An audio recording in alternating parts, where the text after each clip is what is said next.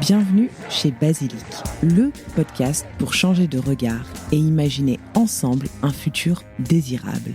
Je suis Jeanne, votre hôte, et chaque semaine, je tends le micro à celles et ceux qui façonnent le monde de demain. Je vous souhaite la bienvenue et j'espère que vous vous sentirez bien chez Basilic. 8h56, l'impensable vient d'arriver. Un avion transformé en bombe volante vient de fondre sur la première tour du World Trade Center. C'était un complexe industriel. Il n'en reste plus rien. 10h20 ce matin, une explosion gigantesque dévaste l'usine pétrochimique AZF. Une usine qui produit des engrais à la périphérie de Toulouse. Ce que l'on retient souvent de l'année 2001, c'est l'effondrement des tours jumelles de New York, le lancement du premier iPod ou encore le premier vol touristique dans l'espace de l'américain Dennis Tito. En France, de l'année 2001, on se souvient aussi de la préparation du passage à l'euro, de la loi Aubry sur l'IVG ou encore de l'explosion de l'usine AZF à Toulouse. D'un point de vue environnemental, l'année 2001 est surtout marquée par la publication du 3e rapport du GIEC, mais aussi par le retrait des États-Unis du protocole de Kyoto sur la réduction des gaz à effet de serre. En France, les actions citoyennes s'intensifient pour lutter contre les OGM, sous l'impulsion de la Confédération paysanne et du militant José Bové. Pour la Fondation Yves Rocher, l'année 2001 est une date clé. Laissez-moi vous raconter pourquoi. En 2001, Yves Rocher et son fils Jacques ont l'idée de lancer le prix Terre de Femmes. Ce prix vise à récompenser des femmes qui portent des projets engagés et à mettre en lumière l'investissement de citoyennes dévouées à la planète et aux autres. Vous l'aurez compris, depuis 25 ans, le prix Fondation Yves Rocher Terre de Femmes récompense chaque année des porteuses de projets engagés dans la préservation de la biodiversité et du vivant. À l'occasion de ce 25e anniversaire, je vous propose de partir à la rencontre de Marie-Anne Gasnier, déléguée générale de la Fondation Yves Rocher. Au fil de cet épisode, vous entendrez des femmes de terrain, lauréates de la Fondation, qui œuvrent, parfois depuis plus de 25 ans, pour protéger la nature, le vivant. Aujourd'hui, je vous emmène à la rencontre de Marie-Anne Gasnier, déléguée générale de la Fondation Yves Rocher. Au fil de cet épisode, vous entendrez des femmes de terrain, lauréates de la Fondation, qui œuvrent parfois depuis plus de 25 ans pour protéger la nature et le vivant. Vous allez découvrir des femmes actrices du changement qui contribuent à écrire de nouveaux récits. Allez, c'est parti, je vous emmène à la rencontre de Marie-Anne qui nous parle de son enfance. J'ai passé vraiment beaucoup de temps au milieu des plants de tomates et quand j'étais petite, si tu veux, pour moi, ils étaient immenses, quoi. J'étais au milieu de ça, ils étaient immenses et c'était beau et il y avait des insectes et ça sentait bon. Et donc voilà, c'est cet émerveillement que je garde et voilà. Et quand il y a des moments un peu difficiles, je me reconnais à cette sensation-là et ça me fait vraiment du bien.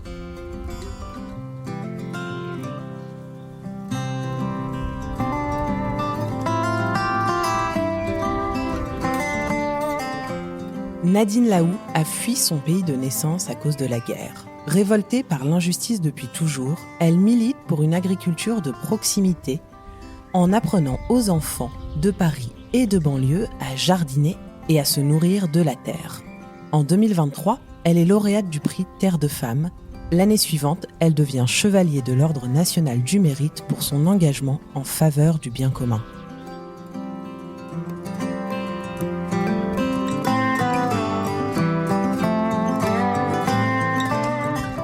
Le premier acte social de l'être humain, c'est de manger ensemble. Et aujourd'hui, nos sociétés nous ont amenés de plus en plus à manger seuls. Seul devant ton plateau télé, tu vas dans les magasins, tu as des plats individuels, tu as des emballages de 2 tranches de jambon et je sais pas quoi. On est plus dans la division et de nous rendre seuls. Et à partir de ce moment où on nous crée cette solitude et où on nous l'impose, on a une société en mal-être. Tout ce qui touche autour de l'environnement, pour moi, c'est un appel à faire société autrement, à nous réinventer, à comment on va vivre ensemble. On critique beaucoup les quartiers populaires et oui, c'est vrai, il se passe des choses très moches dans ces quartiers-là, mais aussi il se passe beaucoup de choses très belles et on les oublie, cette solidarité qu'il y a entre ces gens. Et le plus dingue, c'est que c'est souvent des gens de cultures et d'horizons complètement différents et qui développent un vivre ensemble qui devrait nous interpeller complètement parce qu'ils sont énormément dans l'entraide et la solidarité, la compréhension, l'échange. Et donc je ne sais pas où on va, mais ce que je sais, c'est que nous, les êtres humains qui sommes des êtres vivants, on a un échange complètement dépendant avec l'environnement. Si on brise cet échange indépendant, à un moment, tu n'es pas une machine, tu meurs. Comment on va faire ensemble société ? Comment créer ensemble notre modèle social qui tient compte de ce que nous sommes en tant qu'être humain. Et à partir du moment où un être humain ou un être vivant, que ce soit un chien, un cloporte, un ver de terre, est né, eh ben, il a le droit d'être là et de consommer ce dont il a besoin de consommer pour vivre. L'eau, l'air, se loger. Bon, le ver de terre, pour le logement, ça va. Mais pour les humains, on a un débat. Et ce qu'on est en train de faire aujourd'hui, on a déplacé un certain nombre de valeurs et on les a pas mises au bon endroit. Si c'est les valeurs de richesse et de réussite qui sont les plus importantes, on se trompe. Parce que les vraies valeurs, c'est être heureux.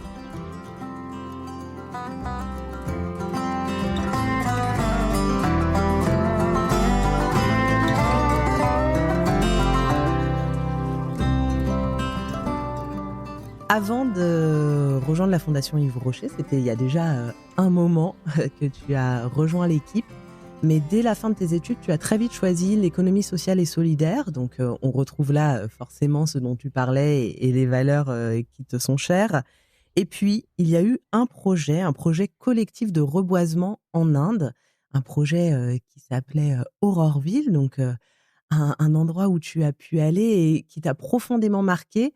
J'ai eu l'impression, en préparant cette interview, que c'était presque un point de bascule, ou en tout cas que ça avait joué un rôle clé dans ton parcours et dans la femme que tu es aujourd'hui. Est-ce que tu peux nous expliquer ? Oui, avec plaisir. J'ai eu la chance de faire un échange universitaire en Inde. Et donc, j'ai découvert cette ville qui s'appelle Auroville, donc qui est près de Pondichéry, et qui a été créée alors dans les années 68. Donc, c'était voilà, dans un état d'esprit d'un nouveau monde possible, d'un collectif et tout ça.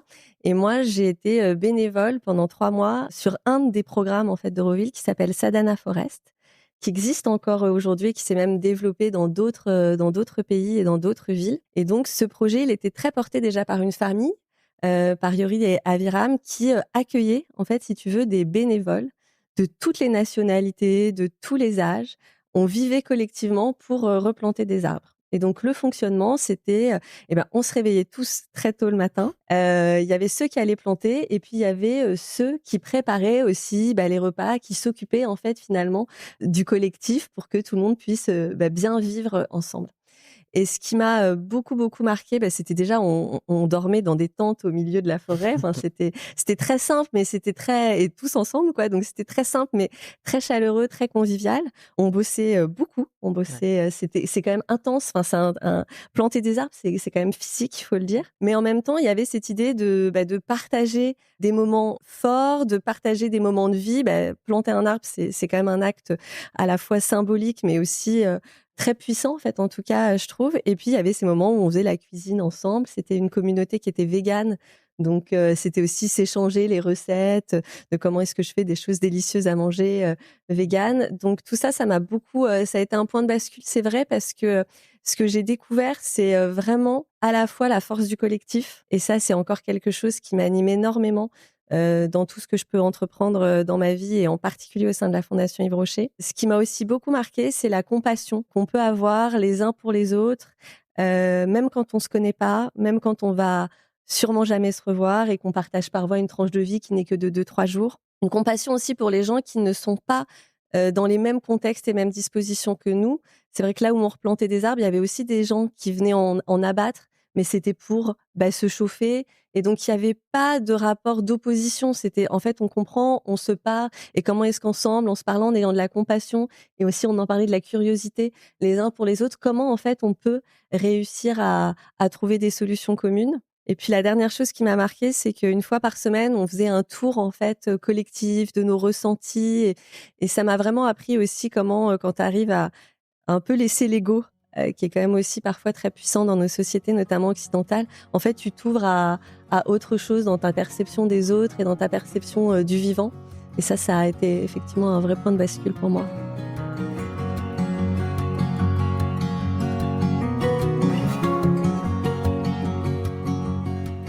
On va continuer sans plus tarder et plonger un peu dans l'histoire de la Fondation Yves Rocher, bien sûr, mais aussi et surtout du prix Terre de Femmes. Mmh. Pour commencer, je voulais te proposer de visionner un extrait. Ah oui. Donc c'est une archive qu'on a récoltée avec l'équipe de la Fondation Yves Rocher. J'allume mon ordinateur et c'est parti. Et je peux vous dire que parler de combat, c'est pas vraiment exagéré, parce que chacune dans son genre a plus que mouillé la chemise pour faire avancer ses idées, ses projets, ses actions. On va commencer avec Anne Rib. Vous dirigez l'association Belle Plante, tout un programme, et le but, c'est de mettre en avant tous les aspects du jardin. Alors expliquez-nous un peu comment ça marche. Je suis très émue, parce que c'était effectivement la première fois d'être nommée comme ça, première. Ça m'arrivait pas souvent à l'école. Donc j'étais émue de me retrouver sous l'Académie française avec Mesmer et tout ça. Je remercie Yves Rocher, je remercie beaucoup Jacques aussi. C'était des moments très émouvants.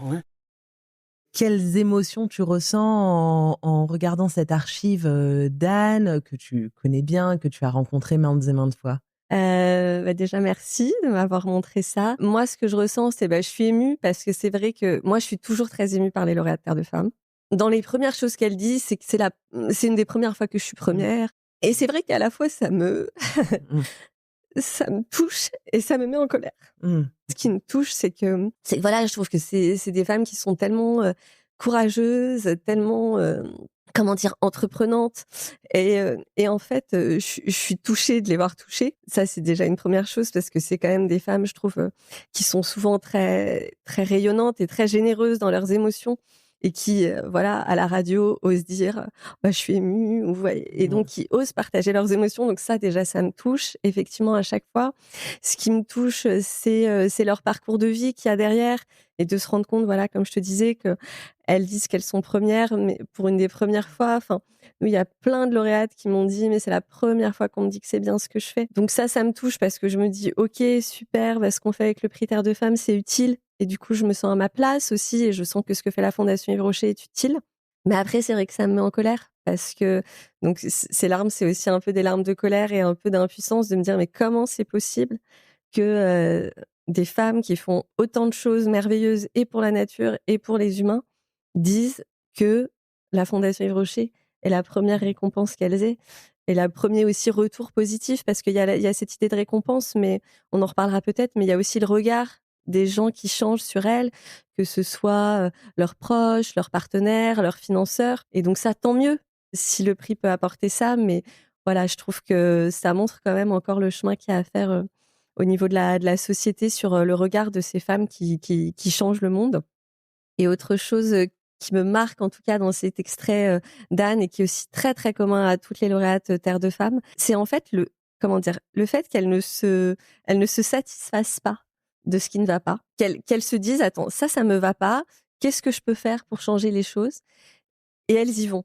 Et je pense qu'on a vraiment besoin de cet élan, de cette quelque part spontanéité pour résoudre les problèmes actuellement. Elles ne restent pas là dans leur canapé à pleurer, à se dire que le monde va mal. Non, elles se disent non, ça me va pas et je vais changer les choses et qu'est-ce que je vais faire. Et donc ça, pour moi, c'est très inspirant.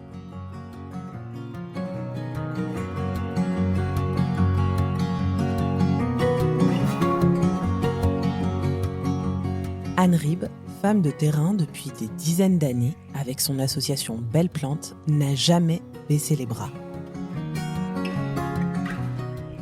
Non, mais bien sûr, on était très mal reconnus. On avait beaucoup de mal à se faire salarier, par exemple. Il fallait que je monte dans les locaux à Place Victoria ou bien à la Salpêtrière pour pouvoir avoir une petite convention qui pourrait exister.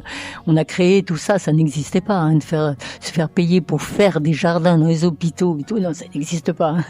Mais on a réussi et on finissait. Bon, on n'était pas déclarés, on était jeunes à l'époque, on acceptait beaucoup de choses.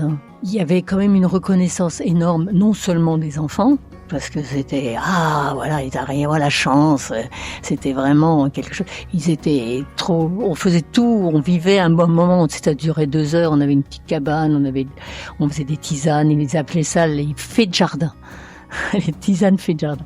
Non, mais ils devenaient loquaces au possible. Ils racontaient des tas de choses et c'était formidable.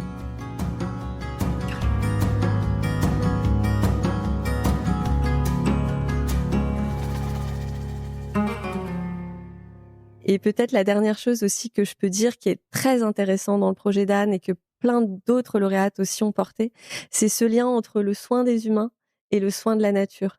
Anne aussi, elle m'a beaucoup éclairée comme ça fait partie de ces femmes qui ont changé ma vie, hein. Parce qu'elle a dit, moi, je pense qu'on soigne les gens quand on leur laisse aussi cette possibilité de soigner le vivant. Et les gens se guérissent aussi comme ça. Et j'ai une autre lauréate à laquelle je pense là, Mylène Matos au Portugal, qui pareil faisait des programmes de réinsertion de prisonniers en les faisant jardiner. Et je voyais bien que pour ces prisonniers, c'était aussi un moyen de se soigner eux-mêmes, un moyen de réparer en fait ce qui avait été brisé dans la société par eux, mais aussi en eux. Et donc ça, je trouve que c'est quand même un très très beau message aussi d'espoir pour nos sociétés parfois où elle évoque qu'ils sont malades, qu'ils sont déconnectés. En fait, c'est pas non plus si compliqué que ça de s'occuper d'un rosier, par exemple. Et Anne, effectivement, l'explique très bien. Et dans d'autres archives que j'ai pu visionner aussi en préparant cette interview, elle explique ce lien très important entre les malades et le monde vivant. Et à quel point c'est salvateur, réparateur.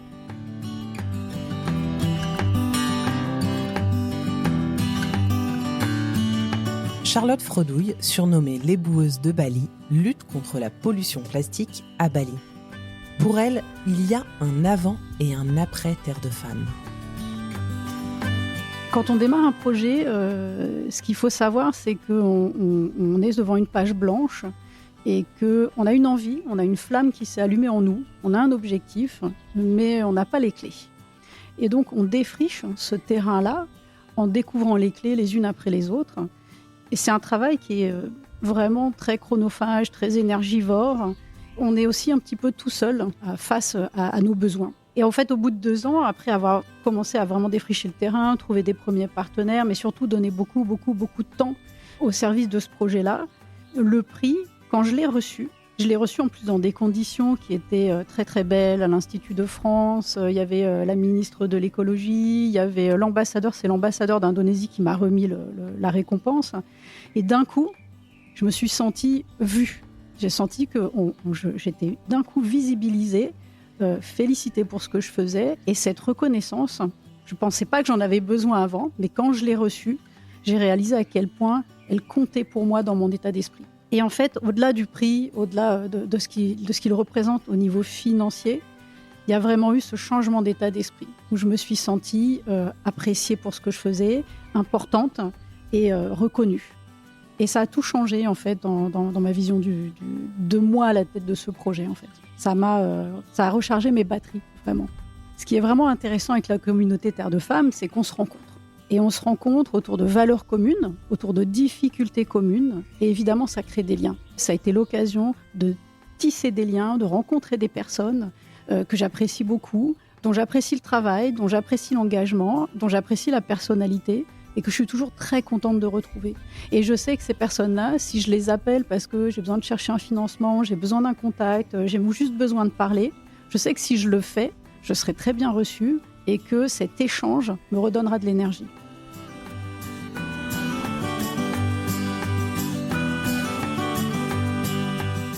Je voulais qu'on revienne justement sur ce prix Terre de Femmes, donc qui a vu le jour en 2001. Qu'est-ce qui fait, selon toi, que ce programme était tant visionnaire? Parce que pour moi, c'est vraiment de ça dont il s'agit, d'un programme visionnaire. Il a été porté par cette vision de Jacques, de Yves Rocher, de vraiment essayer de valoriser les femmes, de les mettre un peu en lumière. Qu'est-ce qui fait la réussite de ce programme et qu'est-ce qui lui a donné naissance, en fait? Alors, je pense que ce qui lui a donné naissance, c'est ce que tu disais, c'est Jacques, hein, déjà, Jacques Rocher et son père Yves Rocher, qui ont eu, je crois, cette intuition, mais aussi cette analyse de ce qu'ils voyaient sur le terrain. Parce que la fondation, en fait, donc le prix Terre de Femmes existe depuis 25 ans, mais la fondation existe depuis 35 ans. Et donc, Jacques et son père, ils avaient déjà une dizaine d'années d'action de protection de la nature derrière eux, et ils voyaient que fondamentalement, les femmes étaient souvent là, en première ligne. Donc, il y a eu cette, observation de terrain, quelque part, de dire, mais les femmes sont en première ligne pour défendre la nature. Après, il y a eu quelque part une prise de recul aussi avec les travaux qui étaient menés aussi par les Nations Unies sur les objectifs du développement durable, de se dire en fait, oui, cet enjeu d'égalité des femmes, des sexes, il est très important, allié à la protection de la nature. On a beaucoup travaillé sur ça à la Fondation Yves Rocher pour montrer effectivement ce lien entre femmes et environnement. Je pense que c'était effectivement précurseur, que maintenant on en parle un peu plus dans les COP, mais pas non plus énormément. Mais le fait de dire qu'effectivement, de par leur position sociale, les femmes sont souvent en première ligne face au dérèglement climatique, face à l'érosion de la biodiversité, mais elles sont aussi puissamment des sources de solutions. Donc ça, je pense que cette observation, ce lien fait, c'était effectivement précurseur. Ça reste quelque chose de vrai à l'heure actuelle et qu'il faut continuer à mettre en avant et continuer à défendre. Il y a une forme d'imprégnation. Les gens nous imprègnent, la Fondation Yves Rocher imprègne aussi les gens. Ça fait qu'on n'est plus pareil une fois qu'on s'est rencontrés. Et donc ça, je pense que cette puissance-là de la rencontre, elle est très forte au sein de la Fondation. Et après, je pense que ce qui fait la réussite du programme, c'est qu'on a aussi, et on essaye encore, essayer de toujours s'adapter à ce qu'on percevait de ce qui était important pour les lauréates. Et donc, c'est vrai qu'on essaye d'apporter 3 choses, en fait, à ces femmes. Il y a évidemment des ressources financières, parce que c'est important pour faire tourner une association, mais aussi de la visibilité. Je pense qu'on en reparlera peut-être, mais c'est vrai qu'on a la chance de pouvoir capitaliser sur un nom, Fondation Yves Rocher, allié aussi à une marque Yves Rocher qui sont connus pour leur engagement pour la nature. Donc d'être associé à la Fondation Yves Rocher, c'est toujours bénéfique pour les lauréates. Et nous, on investit quand même beaucoup en relations presse, sur nos réseaux sociaux pour les mettre en avant, pour qu'elles puissent trouver des bénévoles, mais aussi d'autres financeurs pour développer leur activité. Et puis après, il y a cet aspect de communauté. On en reparlera aussi, je pense, mais voilà, leur permettre d'échanger les unes entre les autres, enfin les unes avec les autres, pardon. Et tout ça, en fait, ça s'est construit parce que elles nous ont dit un peu aussi ce dont elles avaient besoin au fur et à mesure qu'on remettait les prix chaque année.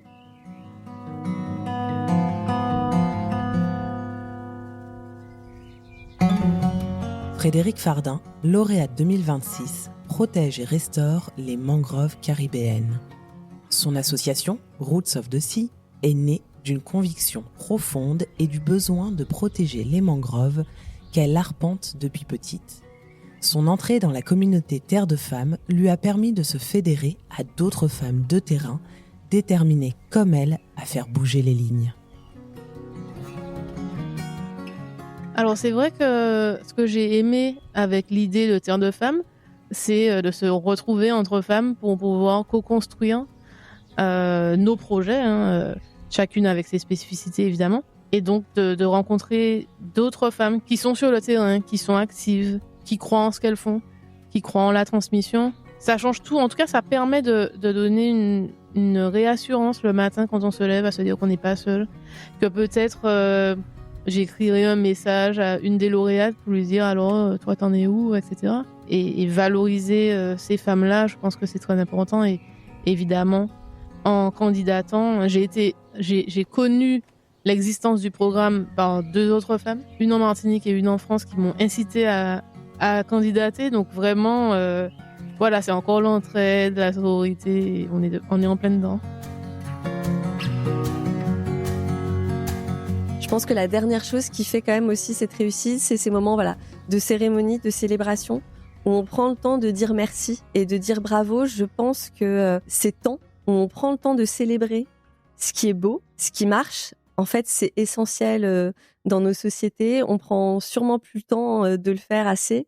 Et donc, à la fois pour ce que ça apporte à ces êtres humains, comme tu disais, à titre individuel, lauréate, mais aux gens aussi qui participent. Je pense que c'est des moments de communion collective qui font vraiment du bien et qui inspirent, en fait, ce que tu disais aussi de nouveaux possibles. Je voudrais qu'on revienne justement sur ces femmes dont tu parlais, sur ces femmes lauréates, sur leurs besoins. Donc tu le disais, la Fondation Yves Rocher essaie de s'adapter aussi aux besoins de ces femmes, de les mettre en lumière, de les valoriser, parce que ce sont des femmes de terrain qui sont pas souvent sous le feu des projecteurs, parce qu'elles sont dans l'action justement et qu'elles ont déjà beaucoup de choses à faire, bien entendu. Après, ce qui arrive, je te parlais de rencontres tout à l'heure, il y a beaucoup de lauréates avec lesquelles on continue à travailler dans le cadre de notre programme Plan for Life, qui est un programme de plantation d'arbres et de préservation des espaces naturels. Et donc là, on a plusieurs femmes avec lesquelles on continue de travailler. Et là, sur ce programme, on a une capacité à avoir quand même des soutiens financiers sur plusieurs années. Et ça, je pense que c'est important aussi de pouvoir s'ancrer dans le temps long. Est-ce que tu as quelques chiffres, peut-être justement, sur ce prix Terre de Femmes, des chiffres un peu marquants qui permettraient aux auditeurs et aux auditrices de prendre conscience aussi que on sème des graines, mais on a un véritable impact aussi avec ce prix et au sein de la Fondation? Oui, quelques chiffres. Alors je te le disais, 500 lauréats de Terre de Femmes qui ont des actions dans plus de 50 pays. Donc, faut s'imaginer derrière après tous les milliers, millions de personnes qui sont bénéficiaires de leur action. Au niveau des dotations, c'est 2 millions d'euros qui ont été distribués en 25 ans. Mais comme je te disais, on a continué nos actions à travers le programme Plan for Life. Et là, c'est plus de 25 millions d'euros qu'on a pu redistribuer sur des programmes plutôt de plantation d'arbres et de préservation d'espaces naturels. Et ensuite, on a fait une étude aussi avec Ulule, notre partenaire sur l'accompagnement des lauréates, sur ce que leur avait apporté le prix. Et 90% des lauréates ont dit que ça avait été vraiment que ça avait eu vraiment un effet de levier très important, tant que ce soit au niveau de la visibilité, mais aussi dans le fait d'aller chercher d'autres capacités de financement. Donc voilà, il faut se rendre compte de tout l'effet multiplicateur qu'il y a derrière. Oui, donc ça les a aidés aussi à consolider parfois leur association, à avoir une action peut-être plus pérenne grâce à des financeurs, etc. C'est génial. C'est super. Véritable impact. Et ce que je trouve qui est important, en tout cas dans nous, ce qu'on essaye aussi de faire avec Terre de Femmes, c'est en fait c'est un prix qui les récompense de ce qu'elles ont fait. Donc en fait, déjà, tout ce qu'elles ont fait est super. Et nous, on leur dit bravo, c'est super. Et en fait, on vous apporte une dotation financière, mais on vous fait confiance sur l'usage de cette dotation.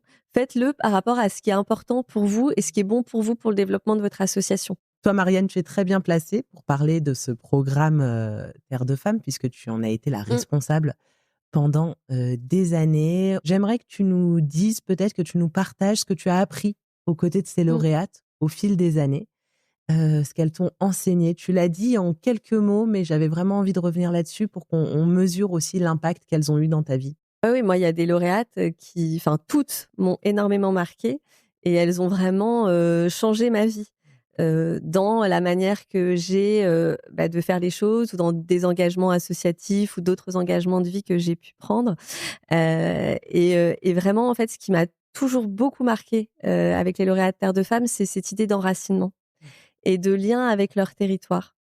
Voilà, elles sont toutes profondément en général attachées à un territoire et elles essayent d'agir pour protéger ce territoire. Je pense à Émilie Varro, qu'on a récompensée pour un projet qu'elle avait sur l'étang de Thau. Et c'était une des premières lauréates que j'ai rencontrées, donc c'est pour ça qu'elle m'a beaucoup marquée. Mais elle m'a dit, mais moi, je voudrais tellement que les gens soient plus rattachés, plus connectés à leur territoire. Ça changerait tellement de choses. Et ça, je trouve que c'est vraiment vrai. Enfin, on l'a vu avec le Covid. Bruno Latour en a beaucoup parlé, de se dire, mais interrogeons-nous sur quel est notre territoire de subsistance. Et déjà, juste de s'interroger, de réfléchir, d'avoir la curiosité, ça nous permet de comprendre déjà parfois qu'il y a des choses sûrement de notre territoire de subsistance, ça vient de très très loin, peut-être produit dans pas du tout des bonnes conditions. Et alors que peut-être qu'au contraire, mon territoire de subsistance, si c'est la ferme à côté de chez moi, si c'est l'agriculteur, l'agricultrice que je connais, qu'est-ce qu'en fait ça change dans le monde? Et je crois qu'on voit bien qu'effectivement, revenir à une forme de local et aussi à une forme de soins et de relations entre humains sur des territoires, ça c'est quelque chose qui m'a beaucoup marqué. Et ça m'a beaucoup marqué aussi dans la lumière, je trouve qu'elle du coup elle dégage. Je trouve qu'il y a toutes ces femmes-là, en tout cas, il y a une forme, je sais pas, d'alignement, tu vois, de lumière. Et du coup, ça me fait beaucoup penser. Et donc, j'ai travaillé ma petite citation, si je peux te la lire, à une citation d'une philosophe qui est Simone Veil et qui dit « L'enracinement est peut-être le besoin le plus important et le plus méconnu de l'âme humaine. Un être humain a une racine par sa participation réelle, active et naturelle à l'existence d'une collectivité qui conserve vivants certains trésors du passé et certains pressentiments d'avenir. » C'est beau, hein ? C'est très beau et c'est très approprié. Et je trouve que c'est vrai. Et en tout cas, c'est quelque chose que je pense qu'on passe un peu à côté maintenant. On se sent plus tellement parfois enraciné dans des endroits. En tout cas, moi, c'est quelque chose que je cultive. Et c'est assez simple, en fait. Puisqu'en fait, quand on est sur un territoire, qu'on s'interroge sur comment va ce territoire, on trouve des moyens d'action tout de suite et on peut faire changer les choses. C'est ça qui est important aussi. C'est de se rendre compte de sa capacité d'action et de sa capacité à faire bouger les lignes.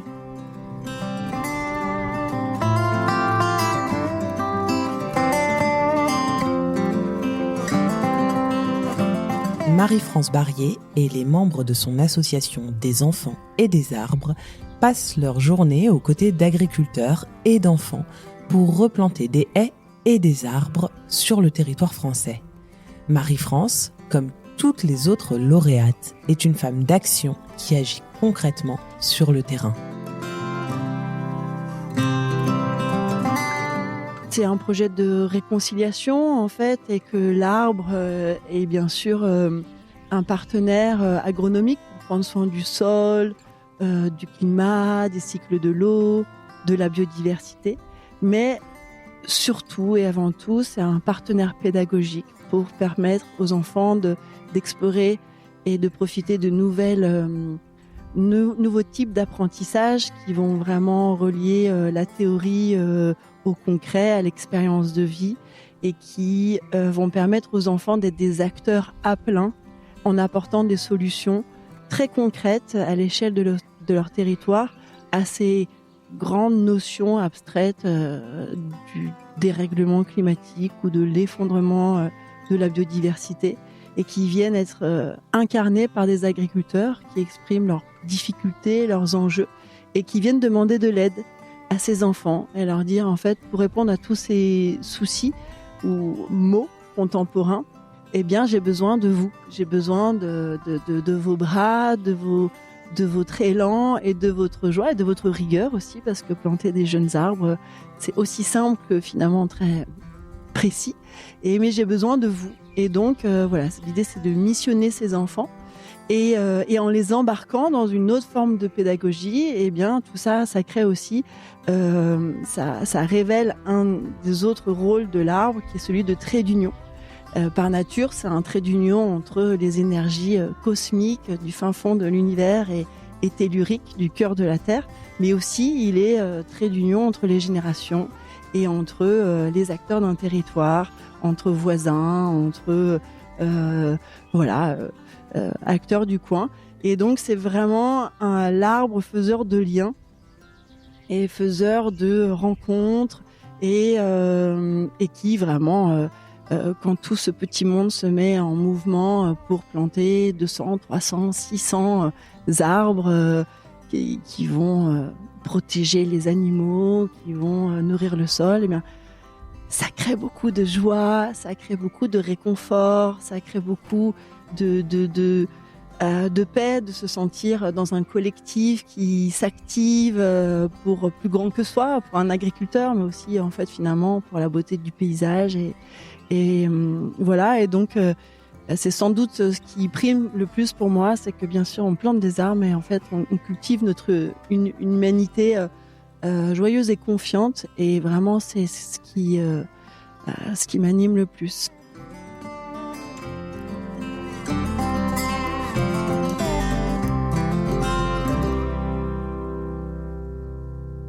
Et puis autre chose qui m'a vraiment beaucoup marqué dans les lauréates Terre de Femmes, et qui a été nourrie en fait par une lecture aussi. Donc c'est Cynthia Fleury et La fin du courage. Je trouve que en fait ce que Cynthia Fleury dit dans son livre sur l'articulation en fait entre courage individuel mais aussi démocratie, c'est à la fois très inspirant, très engageant, parce que ça m'interroge moi à titre personnel, et c'est très à l'image de ce que je vois des lauréats Terre de Femmes. Donc en fait, ce qu'elle dit, c'est que le courage, c'est un équilibre en fait entre trois manières de se tenir face à la vie, face au réel. Là, j'ai mes petites notes pour pas dire de bêtises, mais elle dit que la première chose, c'est l'imagination vraie. C'est donner en fait un sens au réel. Les lauréats Terre de Femmes, enfin, je l'ai dit plusieurs fois, en fait, elles voient une situation qui leur va pas et elles donnent du sens à ça. Elles se disent pas c'est le bazar, je comprends rien. Non, en fait, elles disent voilà les solutions que je vois, voilà vers quoi je voudrais aller. Donc elles donnent du sens au réel. Ce que dit aussi Cynthia Fleury, la deuxième chose, c'est le prix de la douleur. C'est parfois d'accepter aussi de se sacrifier quelque part. Alors attention, hein, pas l'attention sacrificielle, mais se sacrifier pour ce qui nous semble juste. Et donc, c'est parfois peut-être sacrifier un peu de temps personnel, mettre beaucoup aussi de soi. Donc, il y a toujours effectivement quand même de reconnaître qu'il y a cette douleur en fait dans l'engagement. Je pense que c'est aussi quelque part important. Et la troisième manière dont Cynthia Fleury parle, c'est la force comique. C'est en fait quand même l'humour face à la vanité de l'existence et voilà, si vous les rencontriez, les lauréats Terre de Femmes, elles se prennent pas au sérieux, hein. Vous avez pas l'impression de rencontrer le président de je sais pas qui, je sais pas trop quoi. Non, elles sont drôles, elles sont dans la vie, elles sont simples, elles sont joyeuses. Et voilà, donc je trouve que cette articulation entre ces 3 manières d'être, c'est vraiment ce que j'ai retenu d'elles, ce que j'ai retenu de cette lecture avec Cynthia Fleury. Et c'est vraiment très précieux parce que ça évite d'être dans ce que Cynthia Fleury dit aussi, le ressentiment, et qui peut être un sentiment très négatif pour nos démocraties. Donc je trouve que à l'heure actuelle où on voit la montée en fait quand même des régimes fascistes, se poser la question de comment on peut être soi au service aussi de la démocratie, c'est quand même une belle question. Tout à fait. Merci Marianne pour ce partage et cette idée développée par Cynthia Fleury.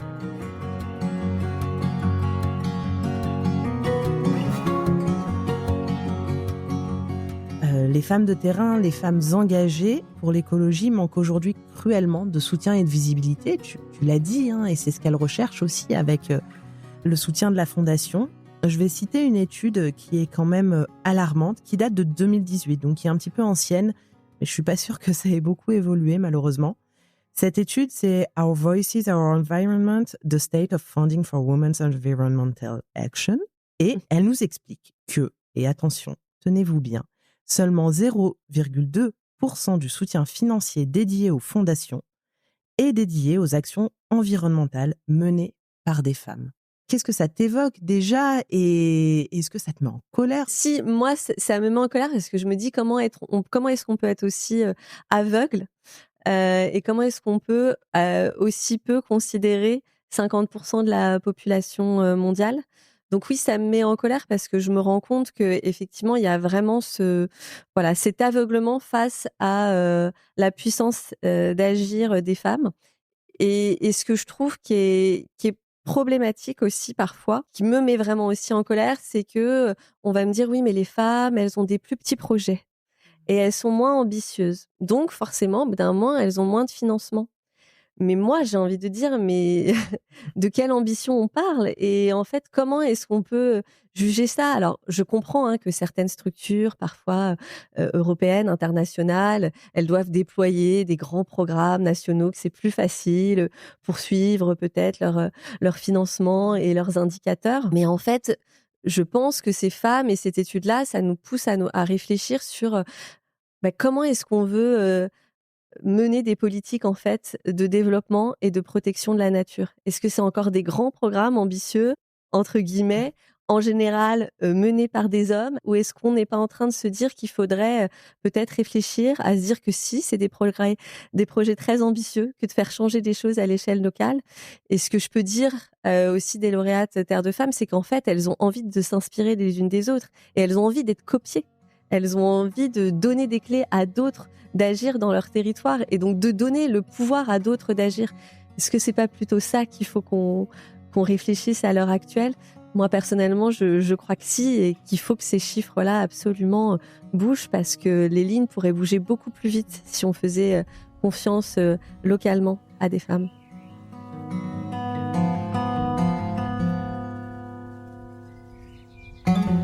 Claire Moquier transforme les espaces publics en forêts comestibles avec l'association Slow Food. Lauréate 2026, elle dédie ce prix à toutes les femmes engagées qui portent des projets similaires sur le territoire. En fait, je l'ai vécu comme une reconnaissance par rapport à tout mon investissement depuis une dizaine d'années sur ces projets-là. Une reconnaissance que j'ai pas eu la sensation d'avoir toujours dans mon engagement. Il y a eu parfois... en fait, tous ces projets que j'ai faits, donc je les ai développés avec d'autres personnes dans différents contextes.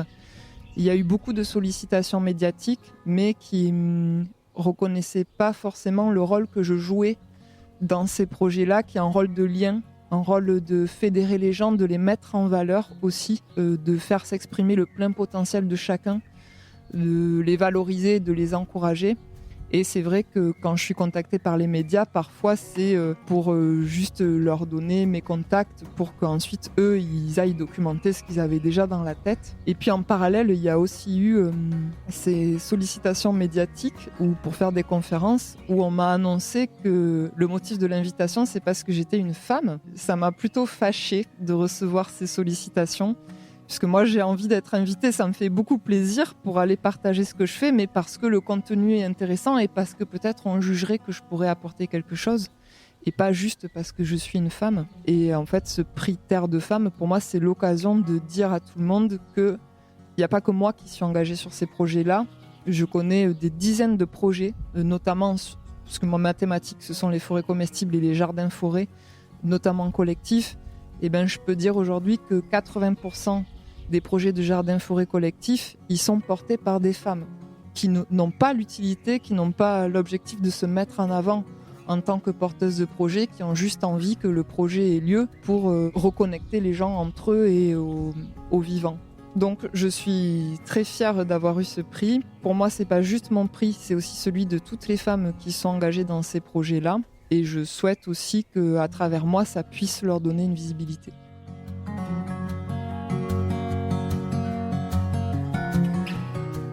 Avant qu'on termine cet épisode, je voulais aussi peut-être que tu nous emmènes dans ta bibliothèque ou dans tes recueils pour nous partager les profils de philosophes, d'écrivaines, d'écrivains aussi bien sûr, qui t'inspirent, qui nourrissent ta réflexion. Forcément, tu le disais, tu es très curieuse, donc j'imagine que tu as toujours très envie de découvrir de nouvelles façons de penser, de nouvelles façons de réfléchir aussi. Est-ce qu'il y a des personnes qui t'inspirent en ce moment? Oui, toujours beaucoup de personnes. Bon, on a parlé de Vandana Shiva, évidemment, Wangari Maathai, Jane Goodall aussi, hein, qui nous a quittés récemment. Je pense que voilà, elle a quand même écrit de nombreux ouvrages qui sont toujours aussi très inspirants sur sa relation aux autres, aux animaux. Dans les penseurs qui m'inspirent beaucoup, il y a évidemment Baptiste Morisot. Manière d'être vivant, c'est quand même, je pense, un livre qui a aussi changé ma manière de voir les autres vivants, notamment voilà tout ce qu'il. Je peux qu'encourager les auditeurs et auditrices à le lire. Tout ce qu'il dit sur les loups, c'est assez vraiment fascinant. J'ai terminé le livre de Pablo Servigne sur le réseau des tempêtes, aussi très intéressant pour se préparer à l'évolution de nos sociétés, au dérèglement climatique. Quels sont les réseaux en fait desquels on doit prendre soin. La force du lien. La force du lien et la force du lien, on en a beaucoup parlé, mais la force du lien local, la force aussi de ses voisins. C'est très important d'avoir des amis, évidemment, qui peuvent être loin pour nourrir aussi notre santé mentale et émotionnelle. Mais en fait, faire attention à ses voisins, c'est aussi très important. Manon Garcia aussi, que j'ai découvert il y a pas très longtemps sur cette idée de soumission. J'ai trouvé que ça m'avait en tout cas moi personnellement fait réfléchir sur moi aussi parfois ma posture dans la vie professionnelle ou personnelle. Et puis sur peut-être des personnes qui m'inspirent aussi plus sur des aspects poétiques ou imaginaires en fait si je puis dire. J'ai lu le livre de Leslie Manon Silko qui fait un très bel ouvrage en fait sur elle, son ressenti de son paysage. Et en fait, alors c'est très descriptif. Et c'est intéressant parce qu'elle dit je veux que les gens se rappellent de ces paysages parce qu'il y a aussi cette idée d'amnésie aussi environnementale dont on n'a pas parlé, mais en fait parfois si on se révolte pas face à la disparition de la nature, c'est parce qu'on a oublié, on le dit souvent, mais on a oublié qu'il y avait des insectes qui s'écrasaient complètement sur les pare-brises des voitures, on se rend pas compte. Et elle, donc il y a ce témoignage de quelle était sa nature, de la relation qu'elle a avec son environnement, et le fait aussi d'apprendre à être seule dans la nature, d'avoir ces moments de connexion pour aiguiser en fait ses sens et son regard. Ça m'a beaucoup touchée. J'aime beaucoup aussi Cécile Coulon. Là, retrouver la douceur, c'est quand même quelque chose aussi qui m'a beaucoup marqué là ces derniers mois. Effectivement, je suis très sensible à la poésie, au monde des idées. Je trouve que c'est important pour après essayer de les mettre en œuvre sur le terrain. Et justement, peut-être que ce qui m'inspire le plus, c'est les gens que je peux rencontrer. Bon, bien sûr, mes enfants, mon mari, par les questions qu'ils posent, par leur curiosité aussi face au monde, mais beaucoup aussi les associations locales. Voilà, moi j'habite dans la vallée de la Bièvre, près du plateau de Saclay, et il y a beaucoup d'associations locales qui s'engagent pour la préservation de ce territoire. Et je trouve que je pourrais qu'encourager les auditeurs et auditrices à se renseigner sur quelles sont les associations qui protègent mon territoire. Elles ont toujours besoin d'aide, de bras, de bonnes idées, de financement. Et vous allez rencontrer des gens super, différents de vous, passionnés, et vous serez dans la nature, donc ce sera que bien. Je te rejoins à 1000%, et vraiment c'est très facile de trouver à proximité de chez soi des associations, de les soutenir, de participer aux événements qu'elles organisent aussi. C'est une forme de soutien, de parler d'elles. Enfin, je te rejoins évidemment grandement sur ce point. Merci infiniment, Marianne. Jeanne. On repart de cet épisode avec beaucoup de nouvelles idées à creuser, à travailler, et c'est ce que j'aime avec ces échanges. Donc merci pour cette parenthèse. C'était absolument fabuleux, et à très bientôt.